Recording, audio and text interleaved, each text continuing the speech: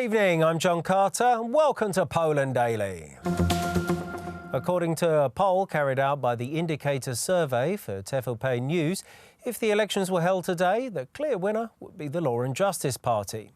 The poll shows that the United Right would continue its independent rule after the elections, which take place on October the 13th. According to the survey carried out by Indicator, 44.3% of voters are ready to vote for Law and Justice, which marks an increase of 3% compared to the previous survey. The Civic Platform Party can count on the support of over 26% of voters, the result being nearly 2.5% worse than last month. The third place on the podium is occupied by the left with a result of 11.9%. The survey shows that the same would also include the Polish coalition formed by the Polish People's Party and the Cookies 15 movement. 6.1% of the respondents want to vote for this formation. The right-wing Confederation is under the electoral threshold with a score of 4.1%.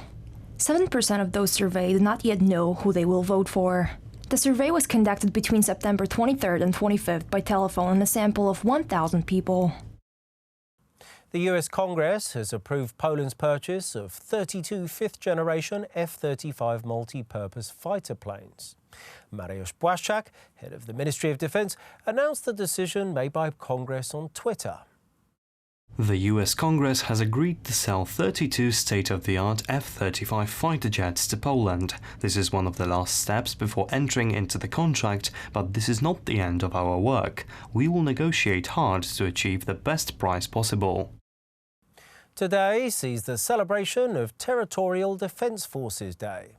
Over 22,000 soldiers currently serve in the Territorial Defence Forces. The new branch of the Polish Army is the equivalent to the National Guard in the US. Ultimately, the Territorial Defence Forces are aiming for over 50,000 soldiers.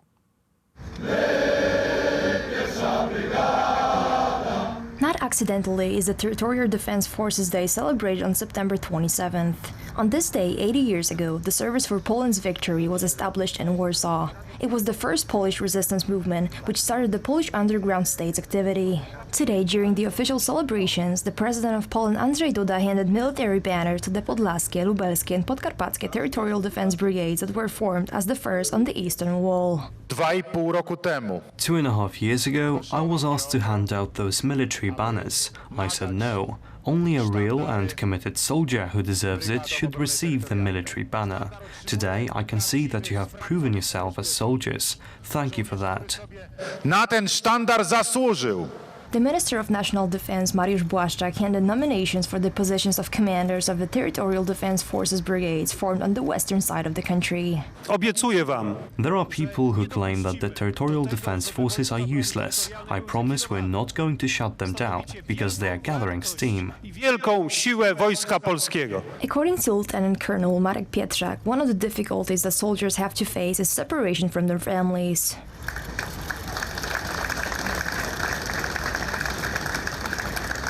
On this special day, we have to thank our families, because they also serve our homeland. The Territorial Defense Forces are supposed to become a key formation for the local defense. They also can be used in case of natural disasters or catastrophes. By the end of this year, several dozen basic and compensatory training sessions are planned for several thousand volunteers who will join the structures of the Territorial Defense Forces.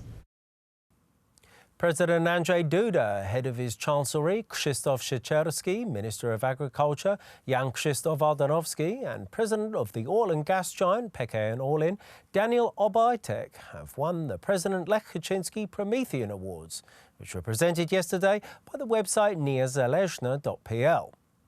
A ceremonial gala took place at the Porociński Gallery. President Andrzej Duda received a special award for his creative contribution to the development of the intermarium concept, that is, an alliance between Poland and a number of states in Central Eastern Europe. We wanted to appreciate someone who would be a natural continuator of the tradition of what Lech Kaczyński did, which was the renewal of Polish geopolitics. We are talking about what Americans call geopolitics, which is looking at the interests of the Polish nation through a system of international connections. In Poland, it is a completely natural element, a part of our patriotism. Today, this continuator is President Andrzej Duda. Kontynuatorem jest prezydent Andrzej Duda. Lech Kaczyński był Lech Kaczyński was criticized and ridiculed by the media as a preacher of romantic visions, a romantic in terms of foreign policy. He was put in contrast to the pragmatists of the then government, which was formed at the end of 2007. That government prevented the implementation of Lech Kaczyński's policy. The most romantic manifestation of Lech Kaczyński's concept is the gas terminal in Świnoujście, a very romantic place. I encourage you to visit it. I announced, both during the election campaign and later, this concept of President Lech Kaczyński, his great concept of foreign policy. It is not a historical concept, because it is not a dead concept, it is a living concept. Lecha Kaczyńskiego. Snap elections in Austria will take place tomorrow, and it looks likely the Austrian People's Party, under the leadership of Prime Minister Sebastian Kurz, and the Freedom Party of Austria, led by Norbert Hofer, will form another coalition government. The two parties ruled together until earlier this spring, when a tape was leaked showing the then party leader of the Freedom Party, Heinz-Christian Strache, willingly engage in corrupt practices with a woman who pretended to have contacts with Russian oligarchs. Sebastian Kurz, whose party is polling at 34%, told supporters that a vote for his party was a vote for a consistent policy in the fight against immigration. Those who vote for us will get a consistent policy in the fight against immigration, tax cuts, no new debt and a responsible policy characterized by our style that people saw in recent years. That's what we are running for. Thank you very much for your dedication, and please let's make use of the last 48 hours. The new party leader of the Austrian Freedom Party, Norbert Hofer, told the press that his party is on its way back after the scandal caused by the previous party leader. Yes, Heinz-Christian Strache fell into an evil trap set by criminals and hoodlums. He was tricked very badly by, we hear, the Eastern Mafia and the like. It was difficult for us to immediately set the party on the right track after that.